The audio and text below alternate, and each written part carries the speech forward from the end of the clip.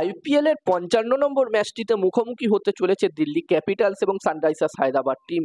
যেখানে বন্ধুরা সানরাইজার্স হায়দ্রাবাদ টিমের পারফরমেন্স এই সিজনে খুবই বাজে হয়েছে।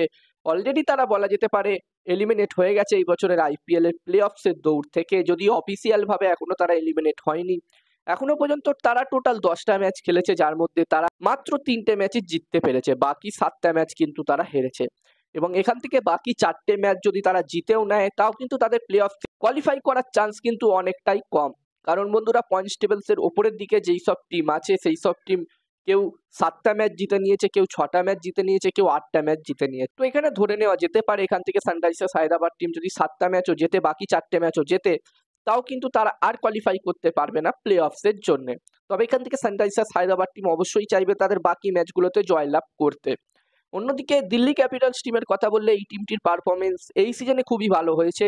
যেখানে দিল্লি ক্যাপিটালস টিম এখনো পর্যন্ত 10টা ম্যাচই খেলেছে, যার মধ্যে তারা 6টা ম্যাচ জিতেছে, 4টে ম্যাচ হেরেছে।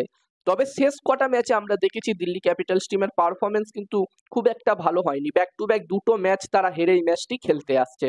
তারা তাদের শেষ ম্যাচটি হেরেছে কেকেআর এর বিরুদ্ধে। তো এখান থেকে যদি দিল্লি ক্যাপিটালস টিমকে প্লে অফসের জন্য কোয়ালিফাই করতে হয়, অবশ্যই তাদেরকে ভালো ক্রিকেট খেলতে হবে। তাদের বাকি 4টে ম্যাচের মধ্যে 2টো ম্যাচ অবশ্যই জিততে হবে যদি তাদেরকে প্লে অফসের জন্য কোয়ালিফাই করতে হয়। এবার দেখার বিষয় থাকবে এখান থেকে DC team Delhi Capitals team comeback করতে পারে কিনা, প্লে অফসে কোয়ালিফাই করতে পারে কিনা। আর যদি প্লে অফসে তারা কোয়ালিফাই করে, তাহলে তারা তাদের প্রথম আইপিএল ট্রফি জিততে পারে কিনা। আর এখানে তোমাদের কি মতামত? দিল্লি কি পারবে এই সিজনে চ্যাম্পিয়ন হতে? তোমরা চাইলে কমেন্টে জানাতে পারো। যেখানে এই সিজনে অলরেডি এই দুটি টিমের মধ্যে একটি ম্যাচ আমরা দেখে নিয়েছি।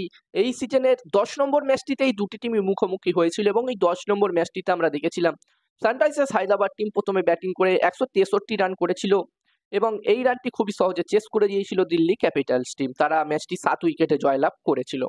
তো এখানে দিল্লি ক্যাপিটালস টিম অবশ্যই চাইবে এই ম্যাচটিতে সানরাইজার্স হায়দ্রাবাদ টিমকে হারাতে। যদিও বন্ধুরা সানরাইজার্স হায়দ্রাবাদ টিম এখনো পর্যন্ত যেই 3টে ম্যাচ জিতেছে, সেই 3টে ম্যাচের মধ্যে 2টো ম্যাচ কিন্তু তারাই তাদের ঘরের মাঠেই জিতেছে এবং দুটোই আমরা দেখেছিলাম হাই স্কোরিং ম্যাচ ছিল। একটি ম্যাচ তারা রাজস্থান রয়্যালস টিমের বিরুদ্ধে, তাদের সিজনের প্রথম ম্যাচ ছিল, প্রচুর রান করেছিল এই ম্যাচটিতে। এবং একটি ম্যাচ আমরা দেখেছিলাম 240+ টার্গেট তারা চেস করে দিয়েছিল। ওই ম্যাচটিতে অভিষেক শর্মা দারুণ ব্যাটিং করেছিল, সেঞ্চুরি সেভ করেছিল। তো বন্ধুরা এখানে সানরাইজার্স হায়দ্রাবাদ টিমকে ঘরের মাঠে হারানো খুব একটা সহজ কাজ কিন্তু হবে না দিল্লি ক্যাপিটালস টিমের জন্য। এবং আমার মতে এই ম্যাচটিতে খুব একটি ভালো ম্যাচ আমরা সকলেই দেখতে পাবো এবং এই ম্যাচটি হতে চলেছে হায়দ্রাবাদের রাজীব গান্ধী ইন্টারন্যাশনাল স্টেডিয়ামে এই ম্যাচটি হতে চলেছে। এখানকার পিচ নিয়ে যদি কথা বলি, তো তোমরা জানো এখানকার পিচ একদমই সাপাট পিচ থাকে এবং এই ম্যাচটির জন্য প্রথম ইনিংসে এখানে 240+ স্কোর যদি হয়, আমার মনে হচ্ছে একটি ভালো টোটাল হতে পারে। আর এই ম্যাচটির জন্য এই দুটি টিমের মধ্যে যদি আমি কম্পেয়ার করি, প্রথমে ব্যাটিং কম্পেয়ার করলে যেখানে সানরাইজার্স হায়দ্রাবাদ টিমের কাছে ব্যাটসম্যান তো খুবই ভালো ভালো আছে, তবে বেশিরভাগ ব্যাটসম্যানই আউট অফ ফর্ম দেখাচ্ছে। হেনরিচ ক্লাসেন শেষের কটা ম্যাচে একটু ভালো ব্যাটিং করেছে, যদিও বন্ধুরা অভিষেক শর্মাকে ছাড়া আর কোনো ব্যাটসম্যান সেরকম ভালো ফর্মে দেখাচ্ছে না। তবে বন্ধুরা যেই জিনিসটা আমরা দেখছি শেষ কটা ম্যাচে সানরাইজার্স হায়দ্রাবাদ টিমের নীতিশ কুমার রেড্ডিকে একদম নিচের দিকে ব্যাটিং পজিশনে পাঠানো হচ্ছে এবং নিচের দিকে মোটামুটি সে ভালো ব্যাটিংই করছে। তো এখানে আমরা আশা করব বাকি ম্যাচগুলোতে সানরাইজার্স হায়দ্রাবাদ টিমের ব্যাটসম্যানরা ভালো ব্যাটিং করবে, বিশেষ করে Abhishek Sharma, Travis head, Heinrich ক্লাসেনের মতো ব্যাটসম্যানরা ভালো ব্যাটিং করবে। এছাড়াও ঈশান কিষানও আমরা দেখছি একদমই আউট অফ টাচ দেখাচ্ছি, একটি ম্যাচেই সে ভালো ইনিংস খেলেছিল, বাকি ম্যাচগুলোতে সে অতটা ভালো ব্যাটিং করতে পারেনি। তো এখান থেকে যদি কামব্যাক করতে হয় এসআরএইচ টিমকে, তো তাদের ব্যাটসম্যানদের ভালো ব্যাটিং করতে হবে। ওদিকে বন্ধুরা দিল্লি ক্যাপিটালস টিমের ব্যাটিং লাইন আপের কথা বললে, বন্ধুরা যেখানে শেষ দুটো ম্যাচে আমরা দেখেছি ফাফ দু প্লেসি খুব একটা ভালো ব্যাটিং করতে পারেনি, যদিও শেষ ম্যাচটিতে একটু ভালো ব্যাটিং সে কেকেআর এর বিরুদ্ধে করেছিল। তবে তার আগের ম্যাচটিতে আমরা দেখেছিলাম আরসিবির বিরুদ্ধে সে প্রচুর স্ট্রাগল করছিল। তো বন্ধুরা এখান থেকে যদি প্লে অফসের জন্য কোয়ালিফাই করতে হয়, তো এখানে ফাফ দু প্লেসি খুবই ইম্পর্টেন্ট একজন প্লেয়ার, তাকে কিন্তু অবশ্যই ভালো ক্রিকেট খেলতে হবে, রান করতে হবে।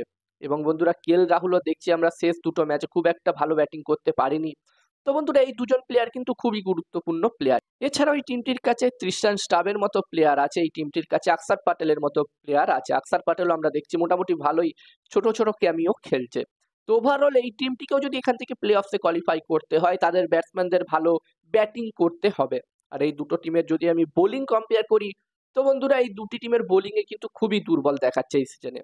বিশেষ করে সানরাইজার্স হায়দ্রাবাদ টিমের বোলিংটা একদমই দুর্বল দেখাচ্ছে এই সিজনে। মোহাম্মদ শামি একদমই আউট অফ ফর্ম দেখাচ্ছে, আগের ম্যাচটিতেই দেখেছি মোহাম্মদ শামি প্রচুর রান দিয়েছিল। এছাড়াও এই সিজনে প্যাট কামিন্সও সেরকম ভালো বোলিং করতে পারছে না এবং এই দুজনকে ছাড়া বলা যেতে পারে এই টিমটির কাছে হার্ষাল প্যাটেলের মতো বোলার আছে। ওভারঅল এই টিমটির বোলিং খুবই দুর্বল দেখাচ্ছে। অন্যদিকে দিল্লি ক্যাপিটালস টিমের কথা বললেও এই টিমটির কাছে কুলদীপ ইয়াদবের মতো স্পিন বোলার আছে। কুলদীপ যাদব একটু ভালো বোলিং করছে, এছাড়াও মিচেল স্টার্ক আমরা দেখছি প্রচুর রান দিচ্ছে, প্রায় প্রতিটা ম্যাচেই সে 10-এর ওপরে রান দিচ্ছে প্রতি ওভারে। এবং আমরা জানি মিচেল স্টার্ক একজন ম্যাচ উইনার বোলার, তো এখান থেকে দিল্লিকে কামব্যাক যদি করতে হয় তাহলে তাদের মেন বোলারকে ভালো বোলিং করতে হবে, বিশেষ করে মিচেল স্টার্ককে ভালো বোলিং করতে হবে। এবং এই দুটি টিমের বোলিং কম্পেয়ার করলে দিল্লি ক্যাপিটালস টিমের বোলিংকে অল্প একটু এগিয়ে রাখবো, এবং ব্যাটিং কম্পেয়ার করলে আমার মতে এই দুটি টিমেরই ব্যাটিং সমান সমান শক্তিশালী। আর এই ম্যাচটিতে আমি এগিয়ে রাখতে চলেছি সানরাইজার্স হায়দ্রাবাদকে। আর তোমরা যদি সরাসরি আমার থেকে এই ম্যাচটির ম্যাচ রিপোর্ট জানতে চাও তাহলে এই স্ক্রিনে দেওয়া হোয়াটসঅ্যাপ নাম্বারটিতে আমাকে মেসেজ করতে পারো, এটা আমার হোয়াটসঅ্যাপ নাম্বার।